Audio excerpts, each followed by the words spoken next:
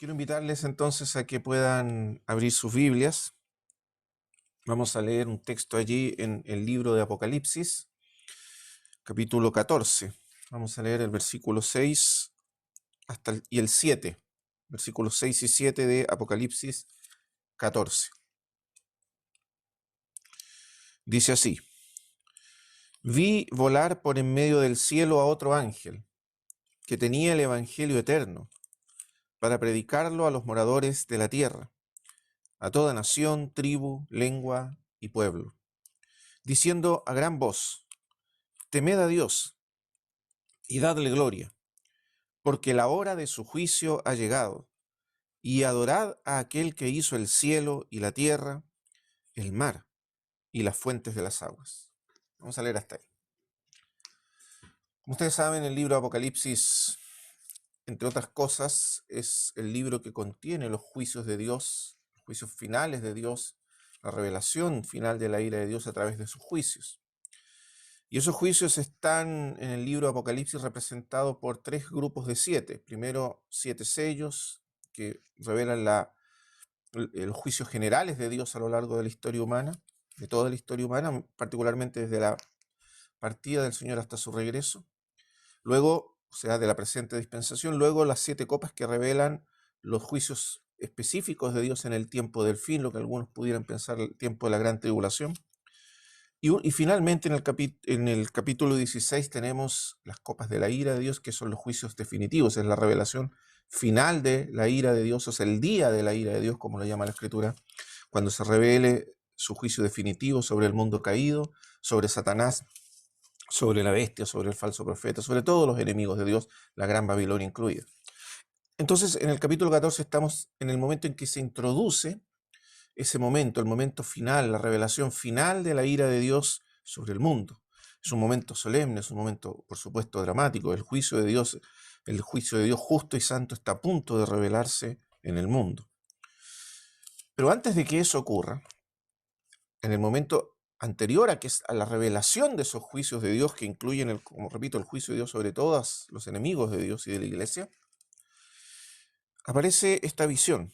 Y entonces el 14:6 dice: Vi volar por en medio del cielo a otro ángel, que tenía el evangelio eterno, para predicarlo a los moradores de la tierra, a toda nación, tribu, lengua y pueblo.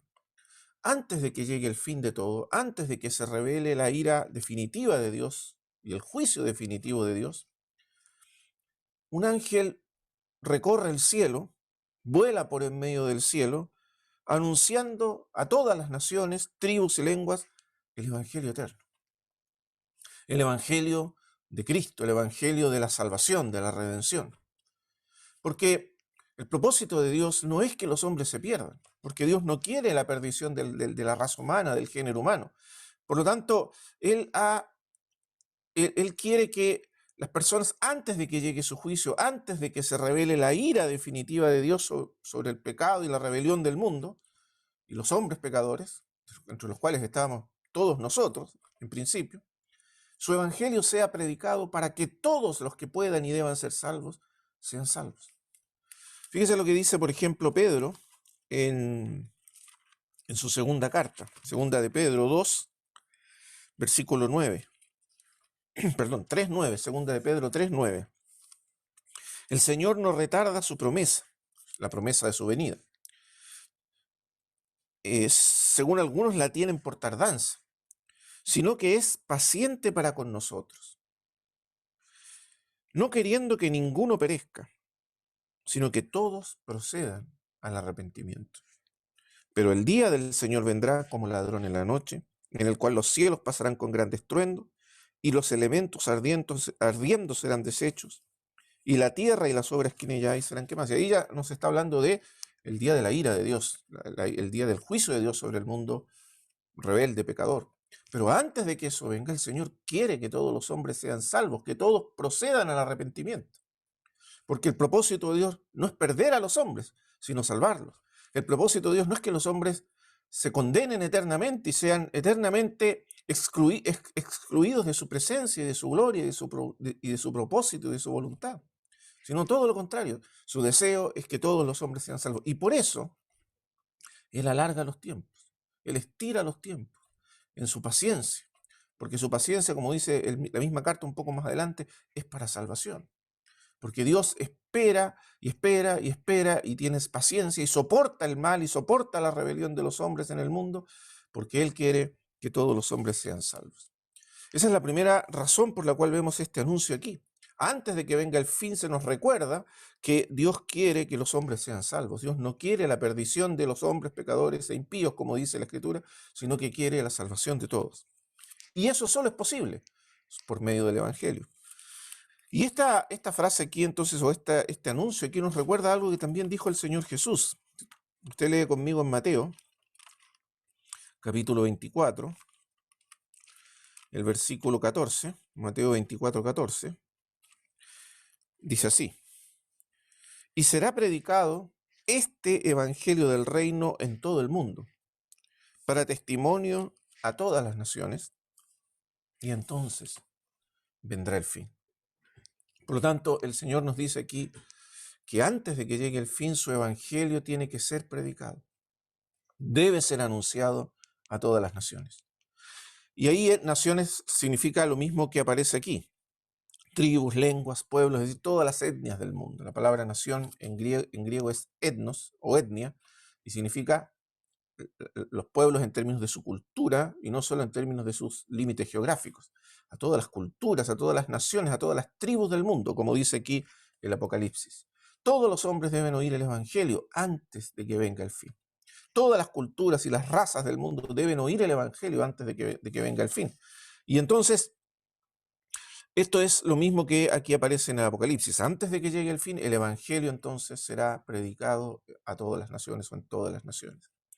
Porque otra vez, el propósito de Dios es salvar a los hombres antes de que llegue el fin. Ahora, hermanos amados, eso también nos habla acerca de nuestra responsabilidad. Nuestra responsabilidad es ser la luz del mundo, es ser la sal de la tierra. Nuestra responsabilidad es predicar el Evangelio hasta que llegue el fin. ¿Qué debe hacer la iglesia en el tiempo del fin? ¿Qué debe hacer el pueblo de Dios en el tiempo del fin? No esconderse, no ocultarse, sino continuar anunciando el Evangelio antes de que llegue el fin. Ahora, estas palabras son asombrosas porque en el tiempo en que se escribieron, tanto las palabras del Señor cuando fueron dichas, como estas palabras que se escribieron al final del primer siglo, cuando se dijeron estas cosas estaba muy lejos de cumplirse este anuncio. El Evangelio en el tiempo de Juan había sido predicado fundamentalmente en la zona del Mediterráneo, hasta España, Italia, Grecia. Esa era la zona, y Israel, Palestina, y quizás algunos creen que hacia el oriente, hacia Persia y hacia la India habían llegado algunos mensajeros, algunos predicadores del Evangelio. Pero en realidad no era todo el mundo, ni mucho menos todas las tribus, ni todas las razas del mundo. Ahora, después, durante casi 1500 años o más, 1700 años, el Evangelio, el conocimiento del Evangelio estuvo confinado a Europa. Y gran parte del mundo no había oído la palabra del Evangelio, la palabra de salvación.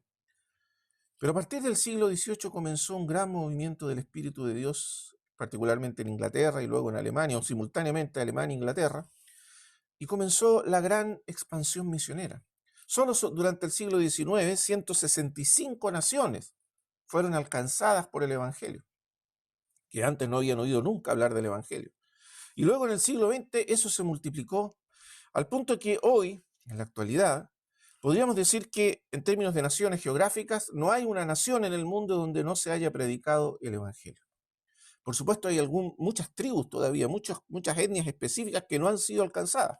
Pero en términos de naciones, geográficamente hablando, prácticamente todas las naciones del mundo han oído el Evangelio. Y esto solo ha ocurrido en los últimos 200 años. Así que ve usted con cuánta anticipación el Evangelio, la Escritura, la Biblia, anuncia que todo el mundo, que toda la tierra oirá las palabras del Evangelio. Y eso que pasaron 1800 años para que finalmente estas palabras empezaran a cumplirse de manera literal. Hoy día estamos en un tiempo en que las naciones han oído el Evangelio, en términos geográficos, repito, aunque todavía muchas etnias no han sido alcanzadas, muchas culturas específicas no han sido alcanzadas, pero en general las naciones han oído. Y eso significa que estamos mucho más cerca del fin, de lo que estaba el apóstol Juan, o mucho más todavía en los días del Señor, cuando se escribieron los evangelios, porque el evangelio ya está siendo y ha sido predicado. Pero antes de que venga el fin, se nos anuncia, habrá esta especie de predicación generalizada, universal, amplia, abierta de parte de los que anuncian el evangelio, que en este caso es un ángel, pero en realidad es solo una figura, porque quienes anuncian, a quienes se le encomendó el evangelio, no es a los ángeles, sino a la iglesia, al pueblo de Dios. Y esto debe ser hasta que venga el Señor. Esta es nuestra responsabilidad, hasta que venga el Señor. Porque, repito, Dios quiere que todos los hombres sean salvos y todos procedan al arrepentimiento. Así que este es el primer punto. El segundo es la descripción que se hace aquí del Evangelio. Fíjese que dice que tenía el Evangelio eterno para predicar. El ángel tiene un Evangelio que aquí se califica con el adjetivo eterno. Es un Evangelio eterno. ¿Qué quiere decir que el Evangelio es eterno? Pienso que tiene que ver con dos cosas. En primer lugar, con la eternidad pasada, y en segundo lugar, con la eternidad futura. La eternidad pasada tiene que ver con el consejo eterno de Dios. El consejo eterno de Dios quiere decir que el Evangelio no es algo como una especie de plan B, algo que surgió porque el primer plan fracasó y entonces Dios tuvo que improvisar un nuevo plan y entonces apareció el Evangelio, que quiere decir la venida de Cristo al mundo, su muerte en la cruz, su resurrección, para redimirnos, para rescatarnos, para expiar nuestros pecados y obtener nuestra eterna salvación. No, porque Dios, que conoce todas las cosas desde la eternidad perfectamente y cuyo conocimiento eh, eh, previo de todas las cosas es perfecto, antes de que ocurriesen, Dios ya sabía exactamente todo lo que iba a ocurrir, sabía de la caída y sabía la necesidad de que el hombre fuese redimido a través de la muerte de su Hijo. Por lo tanto, el Evangelio es parte del consejo eterno de Dios, es parte de aquello que Dios determinó, decretó en la eternidad, antes de crear el mundo y antes de crear todas las cosas. Allí, en esa eternidad pasada, Dios decretó que su Hijo moriría en la cruz para redimir y rescatar a los suyos, a su pueblo, aquellos que constituirían eternamente la novia, la desposada, la esposa finalmente del Cordero, de Cristo, su pueblo que habitaría eternamente en su presencia y compartiría eternamente su gloria. Eso ya fue decretado en la eternidad, de manera que el Evangelio es eterno, es algo que estuvo siempre en el corazón de Dios y por lo tanto el amor de Dios por su pueblo es eterno, el cuidado de Dios por su pueblo es eterno, el favor de Dios a su pueblo es eterno y nada puede cambiar ese decreto eterno. Y por eso Cristo luego vino al mundo, se encarnó y murió en la cruz. Pero aquello ya fue decretado en el consejo eterno de Dios, en el propósito eterno de Dios. Y en segundo lugar, es eterno porque sus frutos son eternos, porque lo que se obtiene por el Evangelio es un fruto de salvación eterna, porque lo que garantiza el Evangelio, que no es otra cosa que el anuncio de la venida de Cristo, de su muerte y su resurrección y su exaltación, es Cristo mismo y su obra a favor nuestro, ese Evangelio produce frutos de valor eterno, es una redención eterna, es un favor eterno, es una gracia eterna. Por el Evangelio somos eternamente reconciliados con Dios. Por el Evangelio somos eternamente aceptados en el favor y en el amor de Dios para siempre, sin más condiciones, sin más requisitos, sin más exigencias, sin mérito de nuestra parte. De eso se trata el Evangelio. El Evangelio aparta de nosotros eternamente la ira de Dios. Recuerde que lo que está aquí, el contexto aquí, es la revelación de la ira de Dios, la ira final de Dios sobre el pecado, la justa ira de Dios. Usted lee conmigo en Apocalipsis capítulo 6, cuando el Cordero abre el sexto sello. Entonces, en el sexto sello está contenido el día de la ira de Dios. Y mire lo que dice. El versículo 12 dice, miré cuando abrió el sexto sello. Vamos a saltar un poco. El versículo 15 dice, y los reyes de la tierra, y los grandes, los ricos, los capitanes, los poderosos, y todo siervo y todo libre se escondieron en las cuevas y en las peñas de los montes. Y decían a los montes y a las peñas, caed sobre nosotros y escondednos del rostro de aquel que está sentado en el trono y de la ira del Cordero, porque el gran día de su ira ha llegado. ¿Y quién podrá sostenerse en pie? ¿quién podrá soportar? ¿Quién podrá resistir ese día? ¿Quién podrá ser salvo el día de la ira de Dios? Esa es la pregunta que hacen aquí estos hombres, aterrados ante la revelación de la ira de Dios y del Cordero. Y la respuesta es aquellos que son redimidos, salvados, eternamente justificados, eternamente perdonados y favorecidos y recibidos en el amor de Dios por medio del Evangelio de Jesucristo. Aquellos que creen en Jesucristo serán salvos, no por un momento, no por un instante, sino eternamente de la ira que vendrá, de la ira de Dios. Qué cosa maravillosa, hermanos, porque el Evangelio significa que Jesucristo hizo expiación y propiciación por nuestros pecados. Romanos capítulo 3, versículo 23 dice que todos pecaron. Todos los hombres, todos nosotros, porque no hay diferencia, todos los seres humanos pecaron y están destituidos de la gloria de Dios, eternamente apartados de su gloria, separados de su gloria, excluidos eternamente de su presencia, eternamente condenados. Pero Jesucristo hizo propiciación por medio de la fe en su sangre. ¿Sabe lo que significa propiciación? Es una palabra tan importante en la Escritura. Propiciación significa apartar la ira. Cristo, por medio de su sacrificio, apartó la ira de Dios de nosotros. ¿Cómo? Recibiendo Él todo el castigo de la ira de Dios, recibiendo sobre sí mismo en la cruz el castigo total, completo, la ira completa de Dios sobre el pecado, la justa ira de Dios sobre los pecados de toda la humanidad, pasados, presentes y futuros. Y al hacer eso, apartó de nosotros para siempre la ira de Dios. Ya lo hemos dicho antes, Cristo fue como un gran pararrayos. Él recibió el rayo de la ira de Dios para que nosotros nunca recibiésemos esa ira sobre nosotros. Eso significa propiciación. Apartó para siempre la ira de Dios. Por lo tanto, nunca más la ira de Dios estará sobre nosotros, sino todo lo contrario. Lo que está sobre nosotros es el favor eterno de Dios, el amor eterno de Dios, el cuidado, la protección. Dios nos mira desde el momento en que pusimos nuestra fe en Cristo, habiendo sido justificados en Cristo, nos mira como los hijos amados, predilectos, el objeto supremo de su amor, de su favor, de su cuidado, de su ternura. Somos la niña de los ojos de Dios por causa de la sangre que Cristo derramó, por causa de que Él apartó para siempre la ira de Dios de nosotros y colocó sobre nosotros el favor eterno de Dios. Qué cosa maravillosa, hermanos amados. Nos vistió de sí mismo, nos vistió de su justicia y nos presentó en sí mismo delante de Dios eternamente para ser eternamente amados y favorecidos por Dios. Hermanos amados, eso es el Evangelio. El Evangelio nos libra de la ira eternamente y por eso es eterno.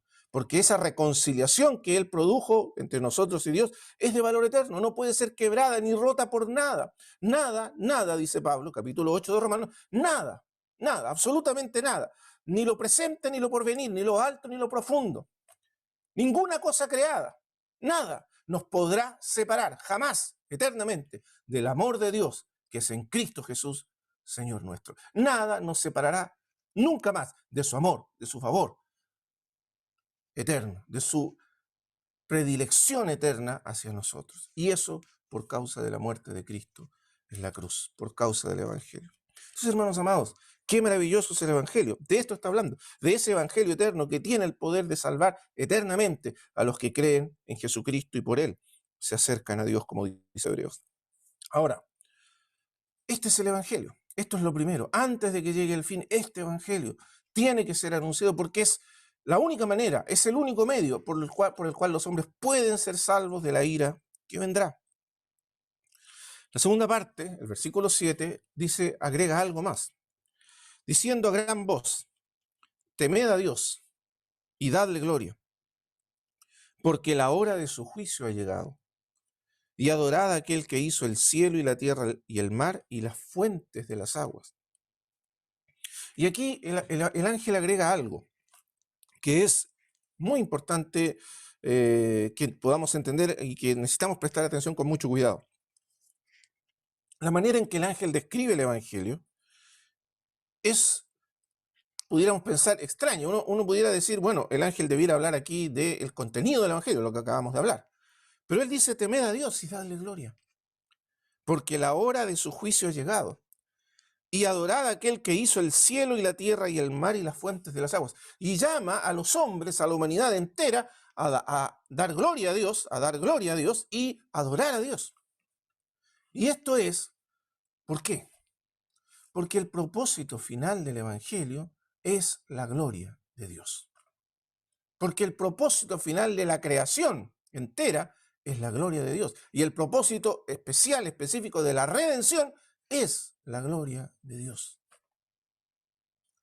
Cuando uno lee, por ejemplo, Efesios capítulo 1, el primer capítulo de Efesios nos habla del propósito eterno de Dios, del misterio de la voluntad eterna de Dios que ha sido revelado ahora en Cristo.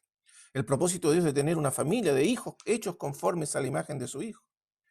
Pero 3 veces en ese capítulo se nos dice que todo lo que Dios se ha propuesto en la eternidad, su propósito eterno, su voluntad eterna, en el capítulo 1, versículos 9 en adelante, de reunir todas las cosas bajo la autoridad de Cristo como cabeza suprema sobre todo lo creado, esa voluntad, ese propósito eterno tiene como fin último su gloria, para alabanza, dice, de la gloria de Dios. Todo esto es para alabanza de su gloria, para que su gloria se revele, se manifieste en plenitud en la creación y Él sea reconocido y adorado como quien es, como Dios.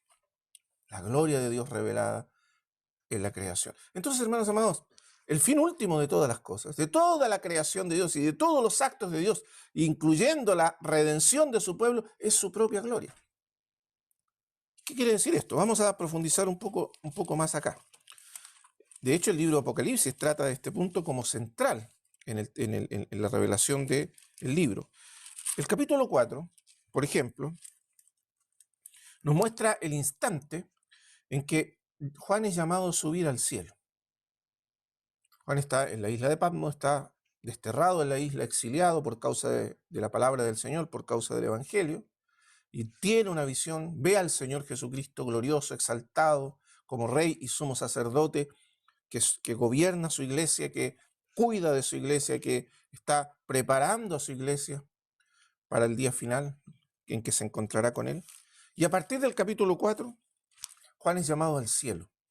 Juan sube al cielo, que es el punto de partida de todas las cosas y el punto hacia el cual convergen todas las cosas.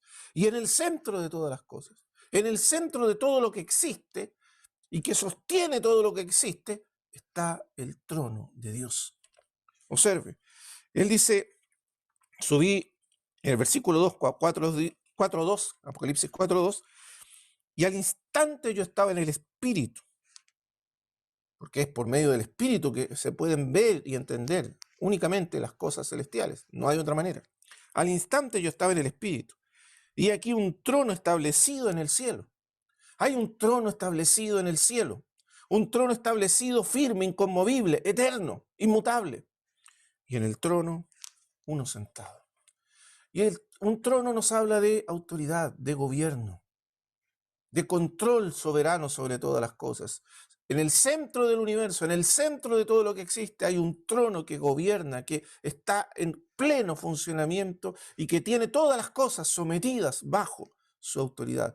Todo lo que existe, todo lo que ocurre, todo lo que acontece, todo lo que es y será en la historia del mundo, está sometido a la voluntad del trono y está bajo el gobierno de la voluntad del trono.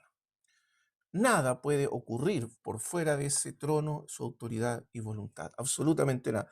El más pequeño de los movimientos de los átomos del universo, hasta el movimiento de las cosas más grandes en la historia del universo y de la creación, todo está sometido a la voluntad del trono y se mueve finalmente bajo esa voluntad soberana. Ese es el trono que gobierna todo. Todo comenzó allí porque el que está sentado en el trono creó todas las cosas y todo convergerá finalmente hacia ese trono. Y lo que ve Juan es una escena de adoración. El que está sentado en el trono, cuya gloria es indescriptible, cuya semejanza es indescriptible. Nadie puede describir, nadie puede finalmente describir con palabras al que se sienta en el trono, porque su naturaleza, su esencia está más allá de la comprensión humana. No puede ser descrito con palabras. De hecho, vea lo que dice el capítulo El versículo 8. Alrededor del trono, dice Juan, vi 4 seres vivientes. 4 seres vivientes llenos de ojos, muy semejantes a los 4 seres vivientes o a los serafines de Isaías capítulo 6, que también están llenos de ojos. Llenos de ojos porque están contemplando eternamente la gloria del que se sienta en el trono, porque rodean al que se sienta en el trono y contemplan eternamente su gloria. Y su gloria es tan inmensa, tan grande, tan vasta, tan excede tanto y por tanto el conocimiento humano que estos seres vivientes requieren ojos por todos lados para contemplar la gloria del que se sienta en el trono. Y el versículo 8 dice, y los 4 seres vivientes tenían cada uno 6 alas, y alrededor y por dentro estaban llenos de ojos. Y no cesaban, y observe aquí, no cesaban día y noche. Esta es su única actividad, eternamente. Ellos existen para esto. Y no cesan, y no se cansan, y no se agotan. Porque la visión de la gloria de Dios es inagotable. Porque nunca se agota la visión siempre creciente de su gloria.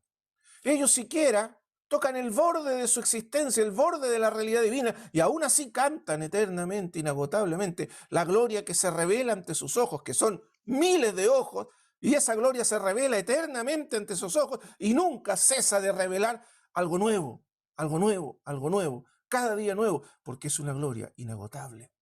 Y estos seres vivientes existen para contemplar esa gloria. ¿Qué puede ser más grande que eso? Para disfrutar eternamente de esa gloria y cantar eternamente la grandeza de esa gloria que ellos ven y contemplan, arrobados, extasiados por toda la eternidad. Por eso en la Escritura, en el capítulo 6 de Isaías, se describen como serafines, que significa seres ardientes, seres que están encendidos de fuego de amor, por la visión de la gloria de Dios. Porque ¿qué otra cosa puede producir la visión de la belleza, de la hermosura eterna y suprema e infinita de Dios, sino ese amor con el cual se consumen eternamente los serafines en un rapto eterno de contemplación y adoración? Y ellos dicen, Santo, Santo, Santo, es el Señor Dios Todopoderoso, el que era, el que es y el que ha de venir. Y aquí hay 2 cosas que son importantes. La primera, lo que ellos dicen está tomado, por supuesto, de Isaías, capítulo 6, la misma visión, en el sentido de que repiten lo mismo que repiten los serafines. Santo, santo, santo. Esta es la visión que vio Isaías. Vi yo al Señor sentado sobre un trono alto y sublime, y sus faldas llenaban el templo, llenaban la casa, llenaban a su casa, llenaban a su pueblo. Y por encima de él había serafines, y el uno al otro daban voces diciendo, ellos se comunican, se hablan, se dicen unos a otros. Lo que dicen no es solo para que lo escuchen los oídos del que se sienta en el trono, sino para que otros, entre ellos, se comunican la visión de la gloria. Santo, santo, santo es el Señor Jehová de los ejércitos. Toda la tierra está llena de su gloria. Todo fue creado para reflejar, para expresar su gloria. Y todo fue creado para sí, para revelar su gloria y para alabanza de su gloria. Eso repiten los serafines eternamente. Pero observe la frase, santo, santo, santo. Y esa repetición, esa repetición 3 veces santo, quiere decir que Dios es superlativa, hiperlativamente santo, que no hay manera de expresar con palabras humanas quién es Dios en sí mismo. Su completa, voy a usar una palabra extraña, pero para que se entienda mejor la voy a explicar, su completa alteridad respecto a sus criaturas. Alteridad significa que Él es el totalmente otro, que Él no puede ser categorizado junto a sus criaturas, que no hay ninguna manera de comparar quién es Él al lado de sus criaturas. El abismo que separa al Creador de las criaturas es infinito. Y en ese sentido, el misterio de su existencia eterna está más allá de la comprensión de sus criaturas. Por eso Él es santo, 3 veces santo. En el idioma hebreo no existía una manera de crear superlativos como el nuestro. Si nosotros queremos decir que algo es supremamente bueno, decimos es buenísimo, y ese es el superlativo de bueno. Tenemos bueno, muy bueno, y supremamente bueno, es decir, buenísimo. En el hebreo no existía la manera de crear superlativos usando declinaciones del lenguaje. Entonces lo que hacían era repetir una palabra. Por ejemplo, el lugar santo y el lugar santísimo. En hebreo, el lugar santo es, la palabra santo en hebreo es, perdón, el lugar santo, sí, es kabod. El lugar santo, kabod. Una vez, si usted quiere decir el lugar santísimo en hebreo, tiene que decir el lugar kabod, kabod. 2 veces santo, santísimo, el superlativo. O sea, extremadamente santo, supremamente santo. Pero si usted repite 3 veces la palabra santo, kabod, kabod, kabod, como aquí, significa que la santidad de Dios está más allá de cualquier definición y comprensión humana. Tan grande, tan único, tan sublime, tan separado de sus criaturas por naturaleza, por esencia, por existencia en sí mismo, es Dios respecto a todo lo demás. Ese es el sentido aquí de repetir 3 veces santo. Por eso Él es digno de adoración, porque nada se compara con Él y nada jamás podrá ser comparado con Él. Pero en segundo lugar, al final dicen los seres vivientes, el que era, el que es y el que ha de venir. ¿Qué significa esto? Estas son palabras tomadas de la revelación de Dios, la revelación que Dios hizo de sí mismo a Moisés. ¿Te recuerda cómo comienza el Éxodo? Cuando Moisés apacienta las ovejas de su suegro Jetro y está en el desierto, y de repente mira y ve que una zarza arde y no se consume.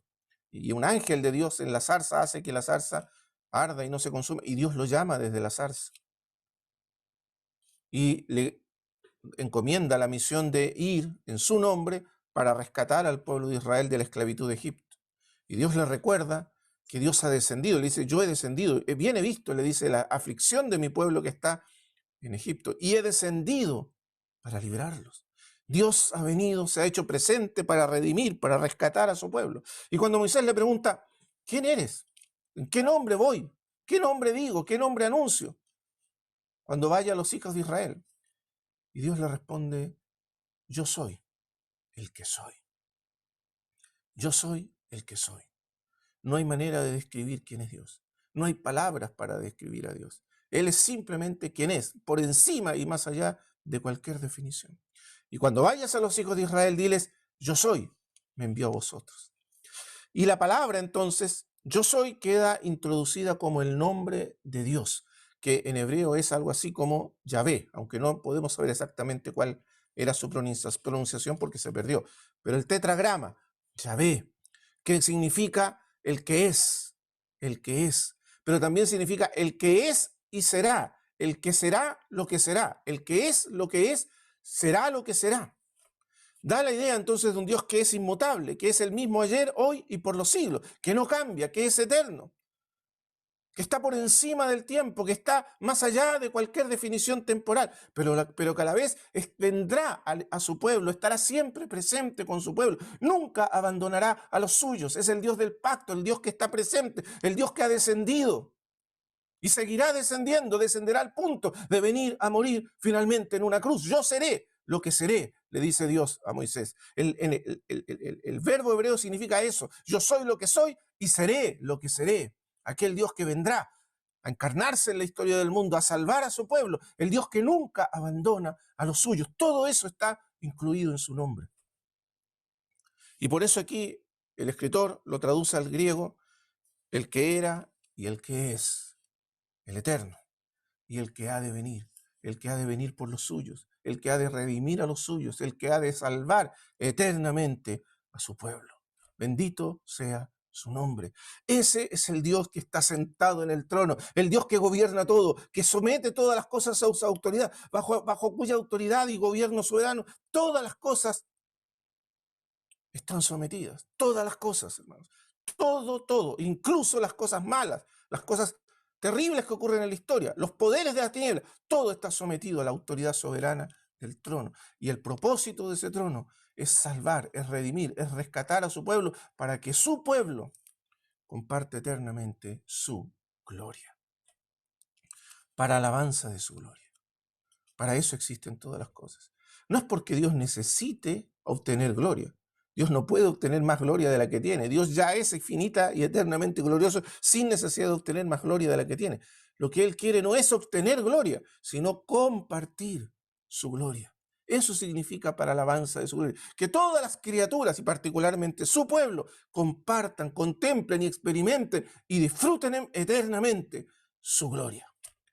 Por eso, la tragedia final de la humanidad será el ser excluidos eternamente de la gloria de Dios. Porque no hay diferencia, por cuanto todos pecaron y están destituidos de la gloria de Dios.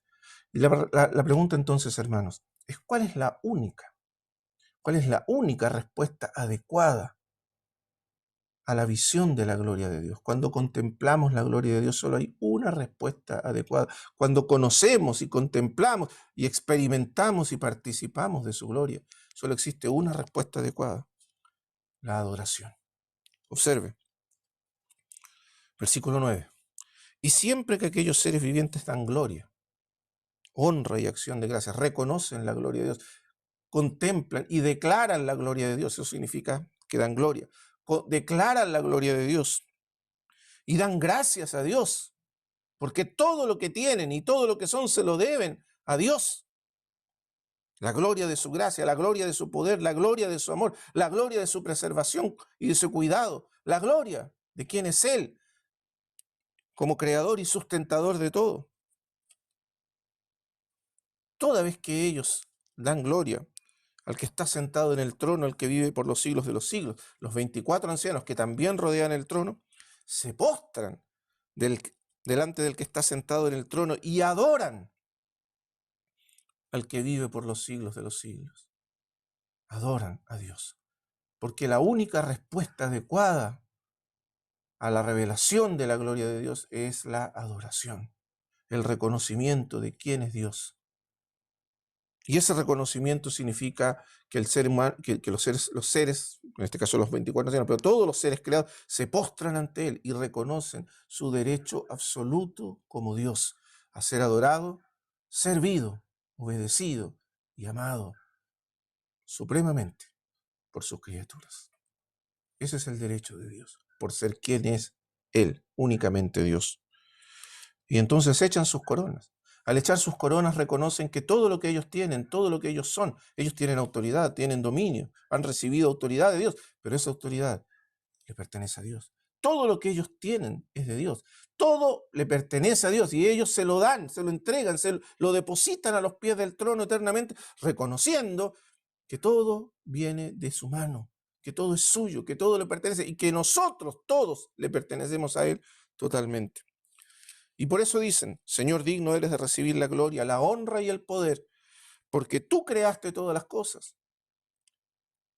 Porque tú nos creaste, dice el Salmo, y no nosotros a nosotros mismos. No somos los que nos creamos a nosotros mismos. En esta cultura contemporánea, tan arrogante y tan separada y tan alienada de Dios, los hombres se ven como seres autónomos, casi como si se hubieran creado a sí mismos, independientes, que no tienen que dar cuenta a nada y a nadie de sus actos. Pero no es así. No nos creamos a nosotros mismos, no nos hicimos a nosotros mismos, no nos fabricamos ni nos producimos, no decidimos por nosotros mismos quiénes somos, ni qué seremos, ni nuestra identidad, ni nuestro propósito, ni nuestro destino. Fuimos creados por Dios y dependemos radicalmente de Él para existir. Él quita su mano y dejamos de existir. Él quita su mano y dejamos de ser. No somos nada aparte de su acto creador y sustentador y su compasión y misericordia que nos mantiene en existencia. No existimos aparte de Dios, ni podremos jamás existir aparte de Dios. Por lo tanto, por tu voluntad existen, continúan existiendo y fueron creadas. Ese es el Dios que se siente en el trono y por tanto es digno de total adoración y reconocimiento. Ese es el mensaje que el ángel tiene para dar al final de los tiempos. Porque lo que los hombres han desafiado es el derecho de Dios a ser Dios. Porque la rebelión final del mundo es la rebelión contra Dios, contra su creador, contra el autor de la existencia humana, el sustentador de todo. Es la rebelión del corazón humano que se niega a reconocer a Dios como Dios, darle gloria como Dios y postrarse ante Él y adorarlo como Dios. Por eso dice en Romanos capítulo 1, lea conmigo ahora Romanos capítulo 1.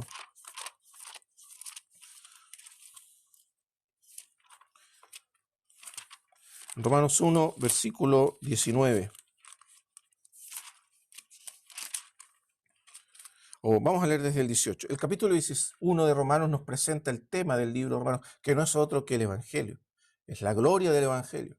Y de eso está hablando el ángel allí, anunciando el Evangelio, que nos libra de la ira de Dios. Y aquí Romanos nos habla del poder del Evangelio para salvar, para justificar.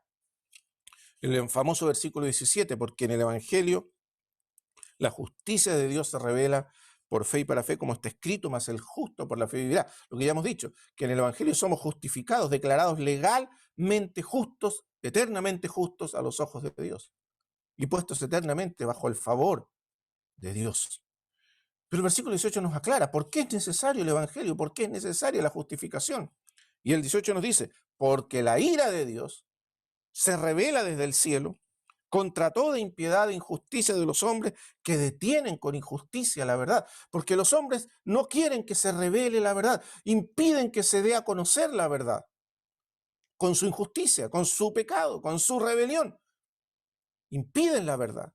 No es simplemente que ignoran la verdad, sino que activamente se oponen a que se reconozca y se revele la verdad. ¿Y cuál es esa verdad a la cual se oponen?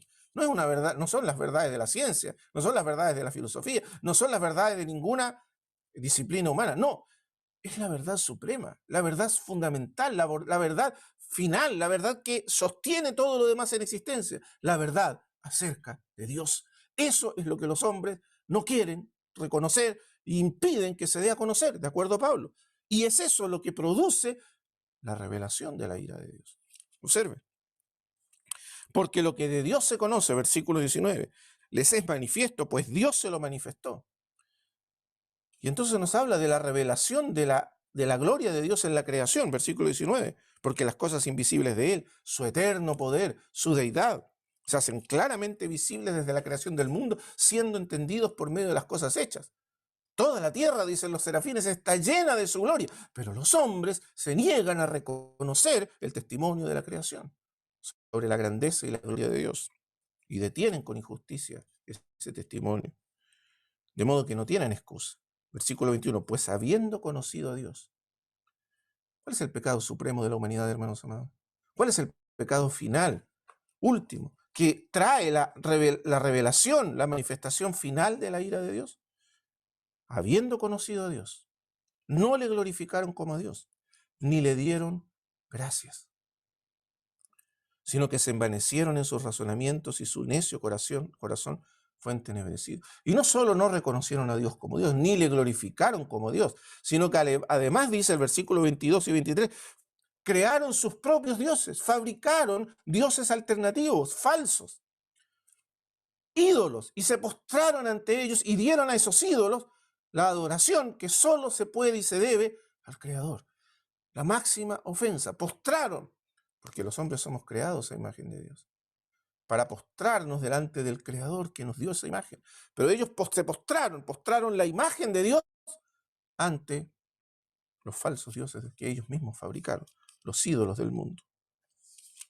Y el 25, ya que cambiaron la verdad de Dios por la mentira, honrando y dando culto a las criaturas antes que al Creador, el cual es bendito por los siglos. Y el versículo 28, y como ellos no aprobaron tener en cuenta a Dios. Y la consecuencia de eso es que se revela la ira de Dios. Y la ira de Dios no es más que el que Dios los abandona en primer lugar, en Romanos, los abandona a las concupiscencias, a los deseos, a la esclavitud del pecado y a los poderes malignos que rigen en el mundo. Y finalmente, cuando se manifieste la ira definitiva de Dios, no será sino como consecuencia de este pecado de idolatría que llegará a su suprema manifestación al final de los tiempos. ¿Por qué? Porque si usted lee conmigo el versículo 8 y 9, ya se nos está acabando el tiempo, así que voy a resumir rápidamente. En el versículo 8 y 9 se nos dice que cayó Babilonia. Babilonia es el mundo que promueve la idolatría y sobre todo al final de los tiempos la idolatría de la bestia y del falso profeta. Por eso se anuncia el tercer ángel diciendo: si alguno adora a la bestia, capítulo 14 de Apocalipsis, versículo 9, si alguno adora a la bestia y a su imagen y recibe la marca en su frente o en su mano, él también beberá del vino de la ira de Dios, etcétera, etcétera. En otras palabras, hay un anuncio solemne. El mundo al final de los tiempos, se volcará en su rebelión suprema a adorar al dragón, a adorar a la bestia y a adorar la imagen de la bestia. Lo que quiera que eso signifique, pero en términos específicos significa que harán del hombre, y de un hombre específico, un dios, un ídolo, y se postrarán ante él y lo adorarán en lugar del verdadero Dios. Por eso, hermanos amados, la advertencia es solemne. Temed a Dios y dadle gloria, porque su juicio ha llegado. ¿Cuánto cuidado debemos tener en nuestro corazón de no postrarnos, ni adorar, ni reconocer, ni dar gloria a otra cosa, a otro ser, a otro, lo que sea, a otra criatura, sino adorar al único y verdadero Dios? El Cordero murió, dice Apocalipsis 5, fue inmolado para redimir con su sangre un pueblo celoso, único. Está recordando las palabras del Éxodo. Dios rescató a Israel del mundo, de los dioses falsos del mundo, de los dioses de Egipto. Dios juzgó a los dioses de Egipto. Cada plaga de Egipto era un juicio sobre los dioses falsos del mundo, para rescatar para sí un pueblo que fuese santo, separado, consagrado, un pueblo de sacerdotes, para que ese pueblo adorase, rindiese culto y se postrase solamente ante el único y verdadero Dios.